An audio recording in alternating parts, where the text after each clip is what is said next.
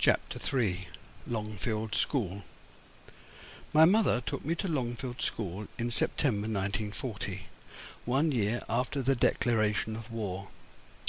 I was 5 years old, and I can still remember walking past North Harrow Station holding her hand. I felt nervous, but very grown up. The introductory class, the first classroom on the right from the main stairs and entrance, caused me the normal shy, worried fears all the other children had to cope with. This was the only time I ever remember my mother attending one of my schools.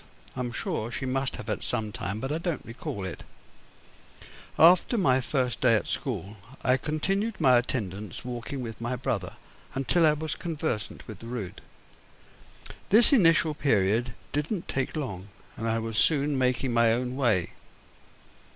Over 40 children were in the first class, all sitting on tiny chairs in front of tiny desks, the whole room in keeping with the furniture, all on a Lilliputian scale. As well as recognizing letters and numbers every day of the week, we were taught how to sew with very blunt needles, and to paint and sing. On the window sills, boxes of wet flannel grew mustard and cress. Jam jars lined with blotting paper demonstrated the growth of peas and beans. I took to it all immediately. All my fears evaporated. So did my cap. Throughout my school days the uniform was the same, jacket and trousers. I never had a greatcoat, a raincoat. Come rain or shine, the jacket had to suffice. It was the same for all my friends. Joined-up writing was the next stage in the art of writing. Individualism was not acceptable. Up and down strokes were to be on top of each other. Loops were banned. Each generation seemed to have their own preference in letter-writing form, with or without loops. Continuing without space from lower capital to uppercase, more paper covered, more notebooks used than any other task. Row upon row of individual letters, repeating page after page, all designed to perfect the writing. Another daily task was repeating multiplication tables by rote in a sing-song fashion every morning. On and on it went. It passed a great deal of time, only to be interrupted by the infrequent air raids, which we might make before the all clear sounded, then back to mental arithmetic. So many apples bought, so much change returned. We learned music from visual aids, tonic so far draped over the blackboard, music pieces played on a record player, and the tune picked out on the piano. A demonstration of variations within the piece, the time rapped on the desk. Music increasingly became an important part of the curriculum. This was due to the government's recognition that it was important, the public's habit of listening to the radio, and an increase in concert-going in town halls and parks. Posters decorated the walls with multiplication tables, nursery rhymes, and a nature scroll. There were painting lessons, highly coloured daubs with an almost hairless brush, reading Janet and John type books, fingers running across the page, each child having to read in turn. The school's air raid shelters were installed in 1940. Large concrete pipes, originally made for enclosing streams or sewers, about 6 foot in diameter, sunk into trenches in the ground. A bomb-proof entrance and exit steps built at either end, and then the whole lot covered in 18 inches of soil, which was then turfed over. Duckboards covered the floors, and slatted forms provided seating at the sides. They were dimly lit, smelly, cold and damp, and when the sirens sounded, we left our classes and streamed to the shelters, each class having their own place. I don't remember any lessons being taught or even attempted to be taught whilst we were down there. We sang many songs in the round, took part in general knowledge quizzes, and using a cotton wheel with 4 small nails over which wool was looped, we tried French knitting. Eventually a long knitted tail was made, which was sewn together to make a round mat, in turn could be further stitched together to make a rug. Wrapping wool round a cardboard ring with a hole cut in the centre was another craze. You continued threading the wool round and round from the inside into the centre until the centre part was totally filled up with wool. The outside edge was cut and the cardboard removed, producing a ball of wool. My infant school days consisted of many such air raids, which meant going down to the shelters where the teachers tried to occupy the children by keeping us entertained. We all had our own gas masks in a square cardboard box equipped with string shoulder straps. Very soon after the masks were issued and the Battle of Britain fought, the fear of enemy troops landing diminished. We were told gas masks need not be carried, but must be kept near to hand, so they were consigned to the cupboard under the stairs, never to be got out again. There was government propaganda put out over not only the air, but also printed in the newspapers, extolling the need to be aware of the seriousness and the national position, and that everyone should be prepared to do their best for the country and those fighting abroad. Although adult conversation was about the war, children did not participate. Their talk was about the latest film from Hollywood, the latest action in the Beano or Dandy, and perhaps about some sporting event or train spotting. For life went on. It appeared as if nothing was happening, much as always.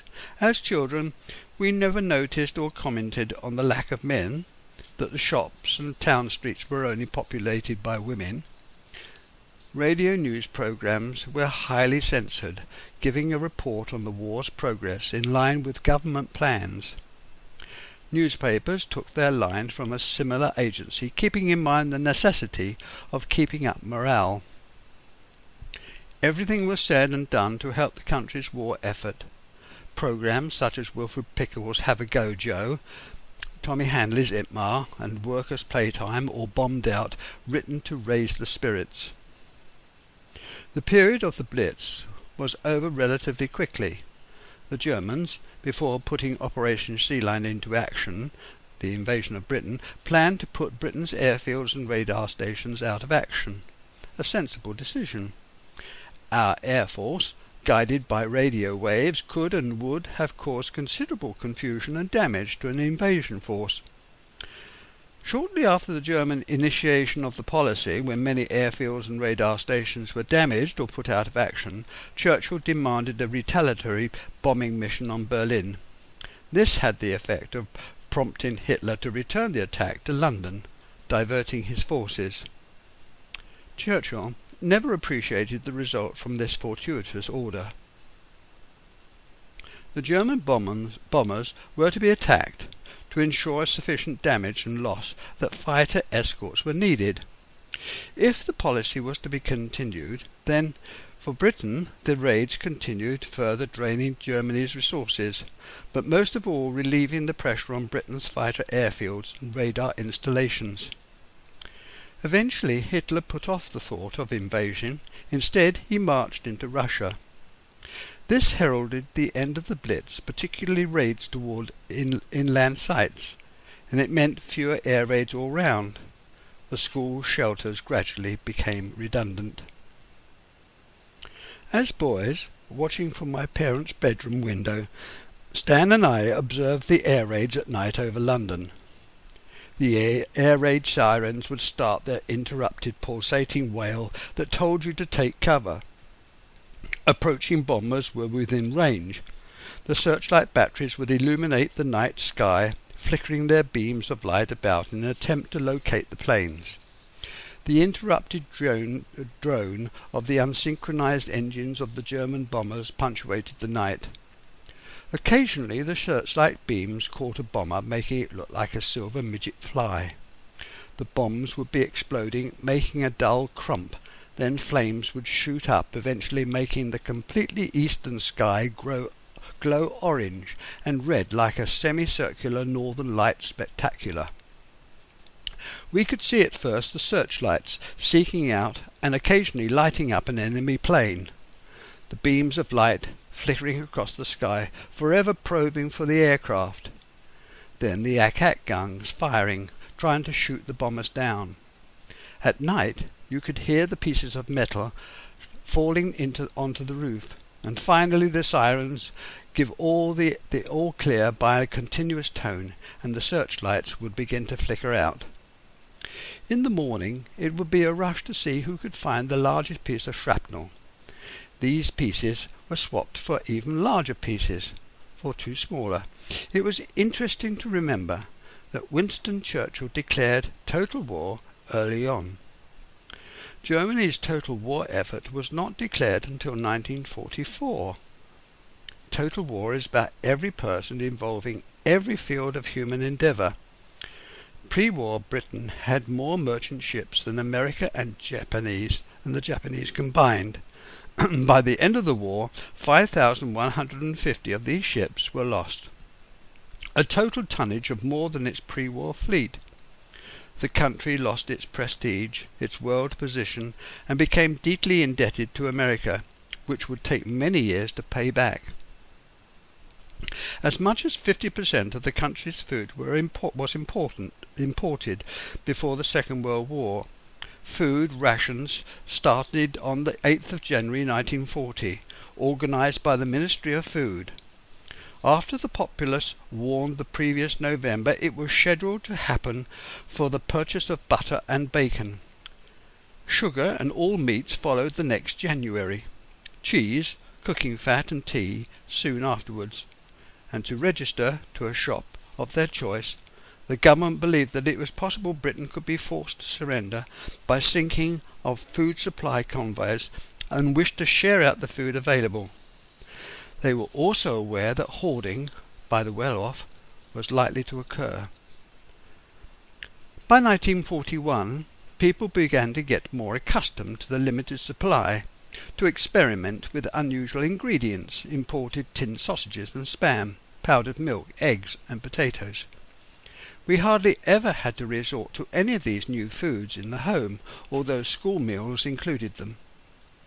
One of the changes to our diet my brother and I made was to take part in the government's vitamin welfare scheme. We had a daily spoonful of cod liver oil and malt, which was free for children under 2. Years later, the cod liver oil scheme was changed to one of concentrated orange juice to supplement the vitamin C intake. At school, we had a third of a pint of milk, thought beneficial for health, particularly vitamin D, to prevent rickets. How to save scraps of food to make further dishes and how to conserve fuel and water was practiced. The radio doctor, Charles Hill, later to be Minister of Health, told the listeners how to make simple diagnostic tests and how to treat basic health problems, what to eat to keep healthy. He became an established radio celebrity whose advice was avidly listened to and followed. He became a radio celebrity and an institution, so fondly was he considered. The population was coping and becoming progressively more frugal. There were hints on how to make clothes last longer. Clothes Rationing, a separate clothing book, introduced after food in June 1941. Early the following year, each person was allocated 60 coupons, which had to last for 15 months. People were encouraged to make do and mend, and the government introduced the utility scheme designed to save material. Much later, this scheme involved all household goods and brought about the utility kite mark. Being ink monitor was a chore, for the reservoir pot was large and heavy. Trying to fill the small inkwells was difficult and messy enough without having to retrieve them from each desk and return them full up. All pupils allocated a school house which identified the member by a coloured diagonal band, especially recognisable for sports and team games. School assembly held first thing in the main hall of the school. Mrs. Gotobed, a person who would easily find an equal place alongside Chalky of Giles' cartoon fame, would officiate. When the final announcement was made, we marched from the hall to the tune of a popular march, back to our respective classrooms. At some times in the school year we had to parade in front of the nurse to have our ears looked into and our hair searched for lice. My co-educational primary education was completed without any streaming, selection or the alteration of class position. I don't remember any child having behavioural problems towards each other or against those in authority, or not able to keep up with the rest in lessons. There were no tests that would have blighted my day. On Empire Day we were allowed to go to school in cub uniform, the Union Jack flown on the flagpole and the national anthem sung. And even at home, if the national anthem was played on the radio, one was almost made to feel disloyal if you didn't stand to attention. The playing of the national anthem outside the home in theatre, cinema, concert hall or park demanded total respect. No one would dream of being anti-royal or casting aspersions towards the hierarchy. King and country was maintained and claimed as the highest ideal. School dinners, served in the hall, sometimes divided to accommodate overspill classes. Some children went home for their meals, those who lived nearby. Milk drunk from third-pint bottles with a straw at the morning break time continued for several years. In the winter the milk was cold, sometimes frozen solid, and in the summer warm, and often tasted sour. Friday afternoons at school was the time when our teacher read us a story. Coral Island or Wind in the Willows, great favourites. During the reading of these stories by the teacher I can still remember how much they excited me. I could get quite into them and could imagine all the descriptions of places and people. The other abiding memory at this time was playing submarines with my best friend David Henry Villas, later to be nicknamed China Plate, after the Cockney slang for mate. Every school lunchtime we would be playing by the box hedge near the school gate submarines. What prompted us to play the game I know not, except that it was about this time that the action for German submarines was playing a significant role in the war, and was therefore much in the news. As the land war was being won by a continuous string of enemy successes, so too was the war at sea. It was a very frustrating period which never seemed to end. I continued with the same class of children throughout my period in the primary school. There were tests and reports in the juniors, and whatever the result, in my case not too good, my parents took absolutely no action to motivate me to do better. They didn't demand any homework, or to my knowledge require any explanation as to what they should do to improve my education. Eventually I went upstairs to the junior school, and the educational process continued.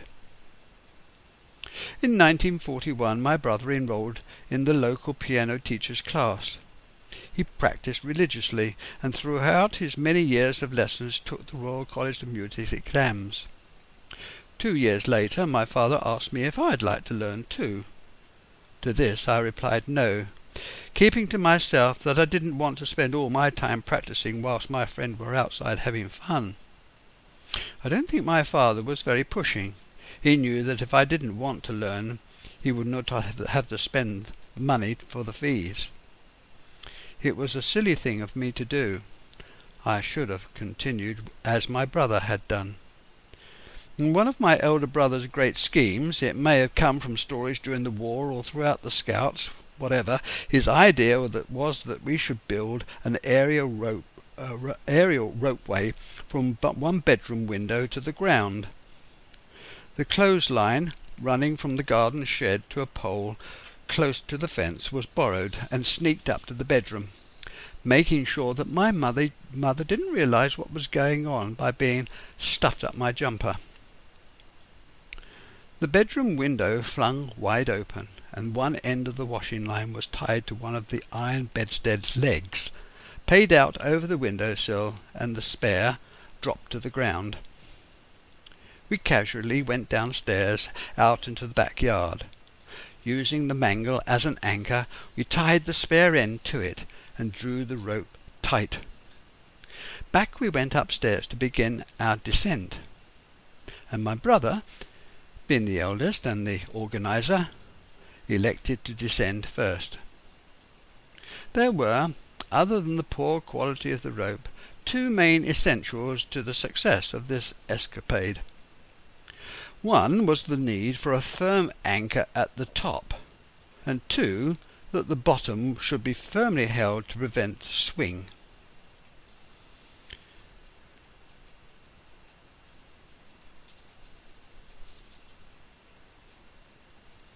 The architect designed the house believed that a semblance of balance was necessary in his design.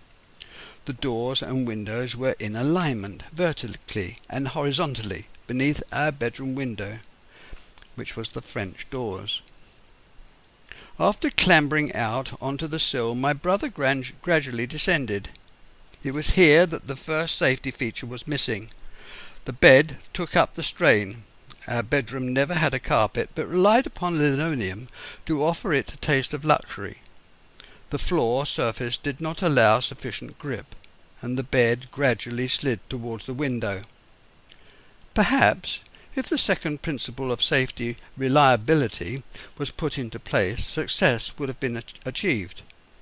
There again, if I had been strong enough, by holding on to the other end drawn tightly in the slack, it may have sufficed. Unfortunately, I was not. Thinking about it afterwards, the outcome might appear obvious, but to us then it didn't. The mangle, though of ancient lineage, still had the casters attached. These found to be necessary for us to move the mangle from one end of the yard to the other. This is where, had there been complete reliance upon total grip, to use the expression much used by General Montgomery, help might have been at hand. It was not. The mangle started to move towards the French windows, and the rope slackened. My brother, wishing to stop the rope spinning and to give some semblance of order to his descent, pushed out his foot, which found purchase on the main French window, which gave way under the pressure. Without going into too many details, he landed in a heap on the ground via the mangle. My mother now took a greater interest in the proceedings and flew out of the kitchen. She didn't have to say that she would tell our father what we had been up to, for the results of our labour were only too obvious. It was normal to meet my father at the railway station every evening. It was on our walks back home that I was able to get my side of every issue straight before any nasty rumours broadcast later on. In this case it was to no avail, even though my brother and I often took to the top of the beech tree into our tree house, as we did in this case. My father meant to have his say with the cane. I never enjoyed being up the tree looking down on my father, who was stalking about at the bottom with a strap or cane. And time was not always a good healer. From the time my father joined the Home Guard to the time he was demobilized, we saw very little of him. There were brief spells of home life, but he was not around sufficiently long enough to change the way my mother ran things. She continued her placid way of life, nothing hurried, no upsets, nothing altered to show that there was a war going on, or that rationing dictated the type of meals we were eating. There was nothing obvious to the casual observer to suggest that we were nearing the middle of the 20th century, for we were locked into how she was raised back in rural Tatworth. Mother was pregnant. At 54 my father had another son, Derek, who was born on October 1943. My mother had a home confinement. This didn't alter the daily routine at all. I can only believe that Nan, an adopted aunt, was there to hold the fort. I enjoyed school and my classmates, but most of all I appreciated my particular friend David. My life revolved around his family and home. Our conversations mainly taken up by the history of the Plantagenet kings, their castles, and the breaching of their walls. The lessons were not onerous, although I was not keen on mental arithmetic, especially those awful, if you bought 6 apples at 2pence each and 4 pears at 1 penny, how much would you have out of a 10-shilling note? Those were horrific. I always forgot the beginning of the question. There was no fuss about exams, although we took classroom tests. However, we were becoming more aware of a horrid event looming before us. The scholarship examination, as the 11 plus was put into place. All children were taught to read and write in a manner laid down by the educational authorities. Conversational English based on the language of radio announcers, called the King's English. Sums were a compulsory part of the curriculum, as the scripture was, music, nature lessons and model making. Every year had its sports and Empire Day, dancing round the maypole, cricket and football, and when the field was dry, which seemed to be rare, it was a good school, although unfortunately my period there coincided with the war, which interrupted most lessons. Sex reared its head in a very innocent way with, "I'll show you mine if you'll show me yours," which never to my memory produced anything other than mild amazement. Saturday morning cinema club, either at the Granada Cinema Harrow or the Odeon Rayners Lane, perhaps even the Embassy North Harrow, for they all had their theme songs, which we children all sung lustily, in time with the spot which indicated on the screen the next word. Their special clubs, which passed out badges of membership, were much prized. I can still remember the songs and feel the tense excitement. Westerns with Roy Rogers taking the lead, detective mysteries with Mr. Chang, the Bowery Boys who were led by Slip Mahoney, Laurel and Hardy comedies, Charlie Chaplin's slapstick humour, and the Keystone Cops' mad antics were the most frequent comedies. There was the usual competition for small boys to try and get to the front by crawling under the seats to get nearer the screen. On special occasions, live actors and singers gave a concert during the middle of the show. The organ at the Granada would rise out of the floor, and the white-coated figure would strike up the tune to a roar from the whole audience. A tuppenny round Lion's ice cream cornet was a particular delight. Although I never took part, there were always crazes going round the school. Either it was special cigarette card collections, a particular coloured or sized marble to swap, flicking cigarette cards against the wall to see who could get the nearest, or covered the other cards. There were gangs of boys who leapt upon each other's backs to see if they could get higher than the other team, and girls screaming at catch or skipping or hopscotch. Boys playing football with a tennis ball or just riding on each other's backs to see who could knock another pair over. However, the greatest collectors were those who could produce the largest pieces of shrapnel. My brother had joined the Cub Scouts the year before me, and when it came to my time, I was eager to attend. My father took me to the Scouts shop in Hines Road, Harrow, where I was fitted with a neckerchief, woggle, cap and jumper in the Headstone Wolfpack colours, tags and badges brought home, sewn on by my mother. My life as a Cub Scout began. We learned our scouting promise, sat for badges in firelighting, telling the time and tying our laces up, learning special recitations like doing our best, well dib-dib-dob, and going to summer camp. One of my greatest regrets is that I was never able to swim. A whole group of us would go to the outside swimming baths in Harrow. There the group played team games in the water, and because I couldn't swim I used to pretend by hopping about on one leg. It was awful not being able to join in properly. Although having explained that the war was for us children exciting and a great talking point, nothing frightened us. The Blitz over London was visible, the searchlights lit up our bedroom, and the ack-ack guns pumped their shells into the sky. Shrapnel rained down and could be heard bouncing on the roof, and still it seemed a long way away. Bombs did fall on Pinner in the summer of 1940 and came close to St Albans Church, a number in the centre of Pinner, later that year too. And all these were over quickly and soon forgotten. It was in the final year of the war that we was actively involved, and this was not forgotten. The V for Vengeance bomb, or Doodlebug, was a jet engine-powered, stubby-winged plane operating from a ramp which gave flight direction, the distance being controlled by the amount of fuel it carried. This was the first of Hitler's vengeance weapons. The second was the V-2 rocket, and the third an enormously long-barreled gun. All three were random weapons, used for scare tactics rather than pinpoint accuracy. The V1 had an engine noise which was distinct, had a sort of spluttering sound. Everything was all right whilst you could hear the engine, but when it stopped you knew that the plane was in a steep dive to the ground. 3 fell in the summer of 1944.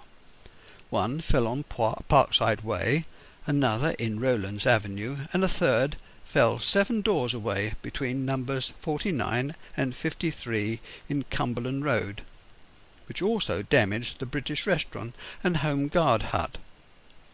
The doors and windows were blown in, and part of the roof collapsed. At least 5 houses were blown up, and many more damaged. A number of our neighbours died, and others were seriously injured.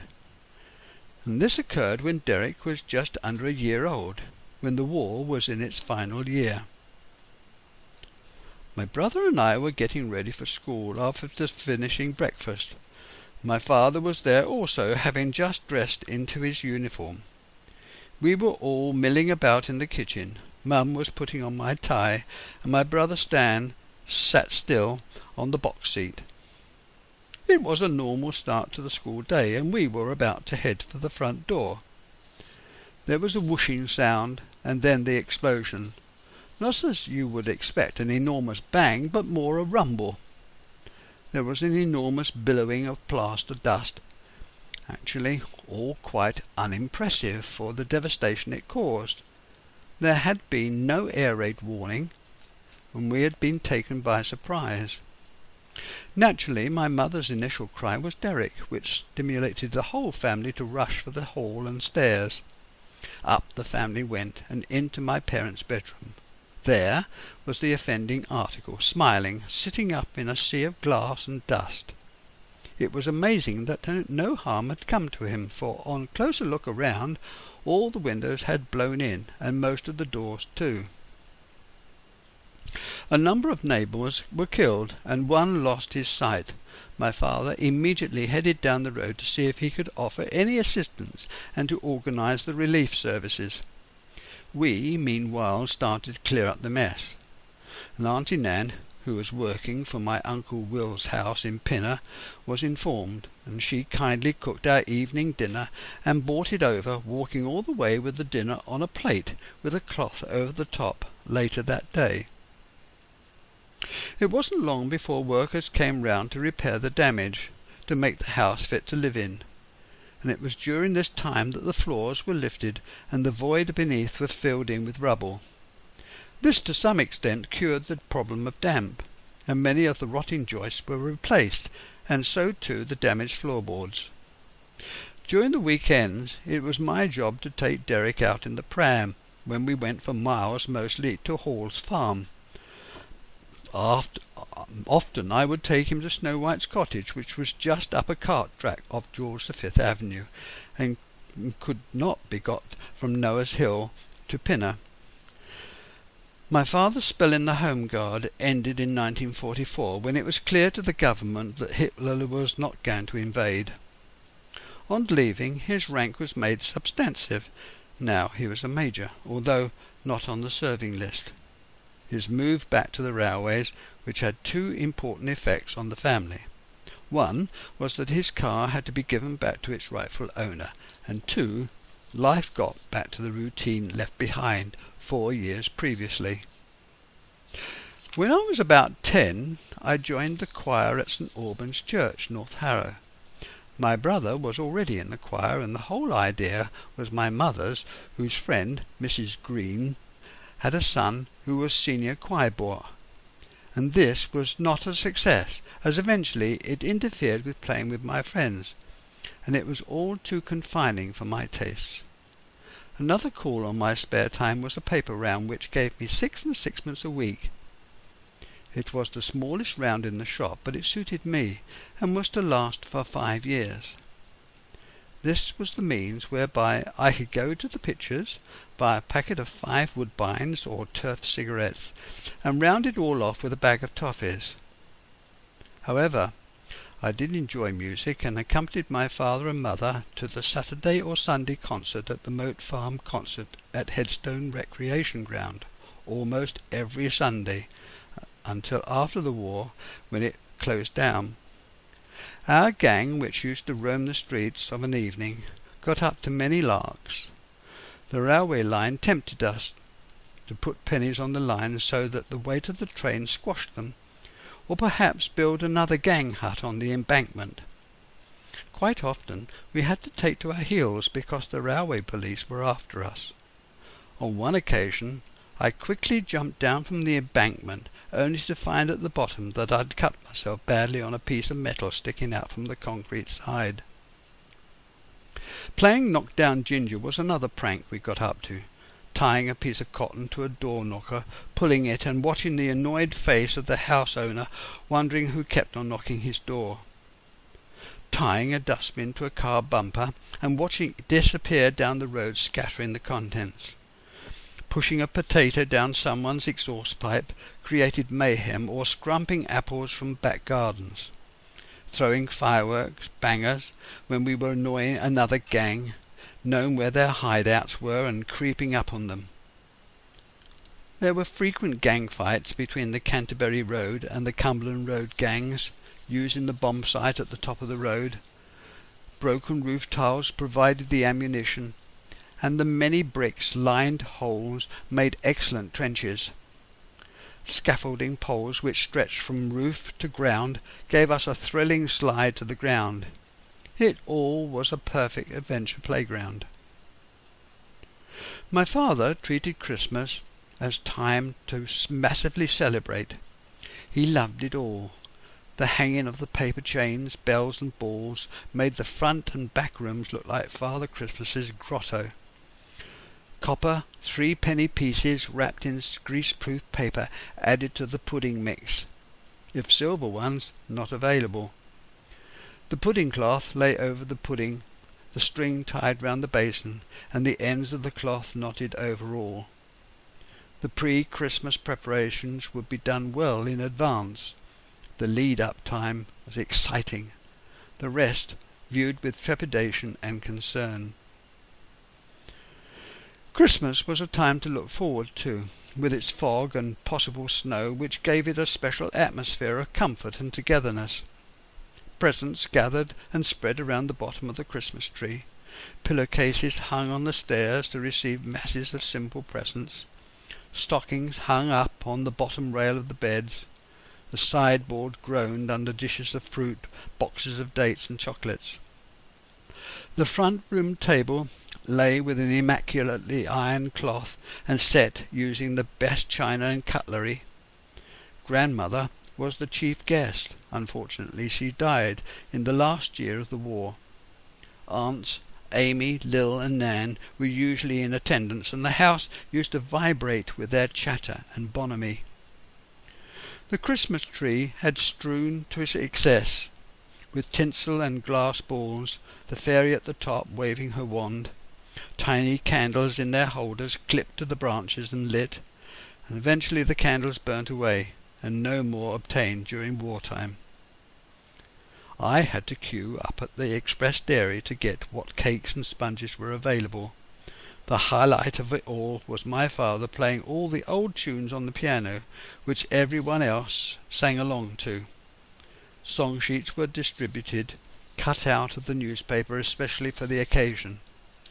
The blue-covered Daily Express songbook had its annual exposure to daylight. Mum and Nan would fuss around the kitchen stove and sing since early morning, for nothing was spared to give everyone the best. Crackers arranged by every placing. Everyone had to wear one of the paper hats, jokes read out, and miniature fireworks set off. English sherry consumed while the nuts were passed round, and the fire banked up to the extent that sparks would fly up the chimney, and everyone would draw back from the heat. The King's message was eagerly looked forward to whilst the port and mince pies circulated. Most Christmases, before Martha, my Grandma Carey, died in 1944, Dad would fetch her and Auntie Lil from Eastcote in his car to spend the day with us. I well remember on those trips to fetch them how foggy it was, to the extent that Stan or I had to walk in front with a torch to show the way. On other occasions the snow was so thick driving was difficult, and we had to take a shovel to dig the car out of the ruts. The money I needed to afford recreation, going out with my friends and visits to the cinema and buying sweets, came from money earned from my paper round. My father had stopped paying pocket money